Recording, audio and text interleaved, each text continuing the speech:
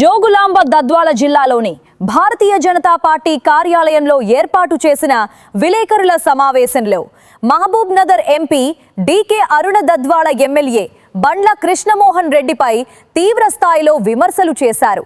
దద్వాల MLA ఏ పార్టీలో ఉంటే ఆ పార్టీ కండువా కప్పుకుని రాజకీయాలు చేయాలని డిమాండ్ చేసిన ఆమె దద్వాల పట్టణంలో ఓటు అడిగే నైతిక హక్కు ఎమ్మెల్యేకు లేదని, ఆయన ఏమి అభివృద్ధి చేశారో పట్టణ ప్రజలకు బాగా తెలుసని వ్యాఖ్యానించారు. తెలంగాణ స్పీకర్ ఇచ్చిన తీర్పు ప్రకారం ఎమ్మెల్యే ఏ పార్టీలో ఉన్నాడో ఆ పార్టీ తరఫునే ఎన్నికల్లో తిరగాలని స్పష్టం చేసిన డీకే అరుణ ఏ మోహం పెట్టుకుని పట్టణంలో ప్రచారం చేస్తాడని ప్రశ్నించారు.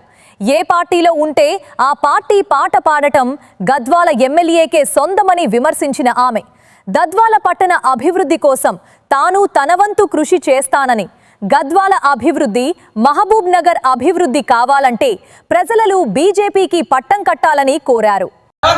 టీఆర్ఎస్ ప్రభుత్వం అధికారంలోకి వచ్చిన తర్వాత ఇప్పుడున్నటువంటి శాసనసభ్యులు ఇప్పుడు టీఆర్ఎస్ వెళ్ళి కాంగ్రెస్ లో ఉన్నాడో టీఆర్ఎస్ లో ఉన్నాడో మరి ఆయన తెలుసు ఏ పార్టీలో ఉన్నాడో, గద్వాల ప్రజలకు తెలుసు ఆయన ఇప్పుడు ఏ పార్టీలో ఉన్నాడో.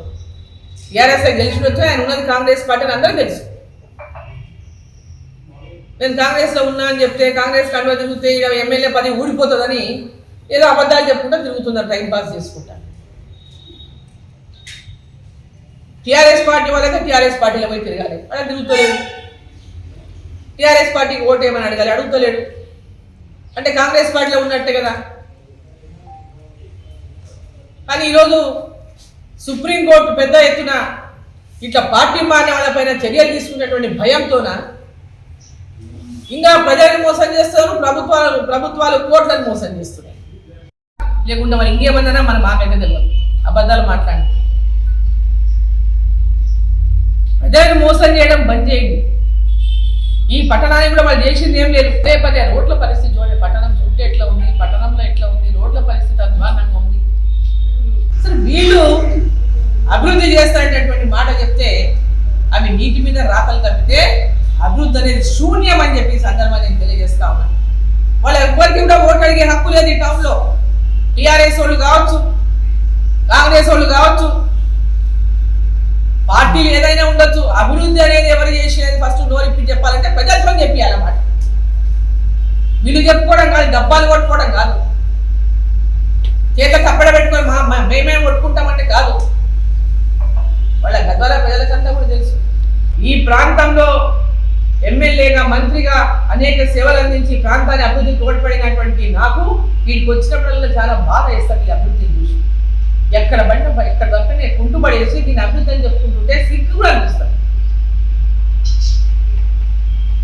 వీళ్ళకి ఓటు అడిగే హక్కే లేదు. పట్టణ ప్రజల్ని పదే పదే మోసం చేసుకుంటా, పదే పదే అబద్ధాలు చెప్పుకుంటా. టీఆర్ఎస్ లో ఉన్నప్పుడేమో టీఆర్ఎస్ పాట పాడి, ఇప్పుడు కాంగ్రెస్ పార్టీలో జరిగి కాంగ్రెస్ పాట పాడి ఆ రోజు మమ్మల్ని విమర్శించి గద్వాల ప్రజలు నేను కోరుతా ఉన్నా, పట్టణ అభివృద్ధి కోసం కుల మత భేదాలు లేకుండా గద్వాల పట్టణ అభివృద్ధి కోసం, పేద ప్రజల అభివృద్ధి కోసం మీరందరూ భారతీయ జనతా పార్టీ అభ్యర్థులను గెలిపించండి. ఇక్కడ గద్వాల మున్సిపాలిటీ పైన భారతీయ జనతా పార్టీ జెండా ఎగిరేయండి అని చెప్పి సందర్భంగా నేను పట్టణ ప్రజలందరినీ నేను కోరుతాను. అదేవిధంగా మహబూబ్ నగర్ జిల్లాలో ఈరోజు గెలుపు కోసం చాలా మంది పోటీ పడి వస్తున్నారు అభ్యర్థులు.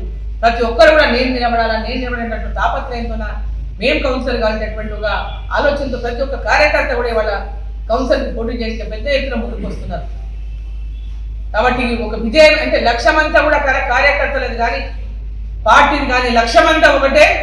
ఎట్టి పరిస్థితుల్లో కూడా పార్టీ యొక్క అభ్యర్థులు గెలిచేటటువంటి అభ్యర్థులకే మనము అవకాశం ఇవ్వాలి. ఖచ్చితంగా ప్రతి మున్సిపాలిటీలో విజయడంక మోగించాలనేటువంటి ఆలోచనతోనే మనం అందరం ఆలోచించాలి.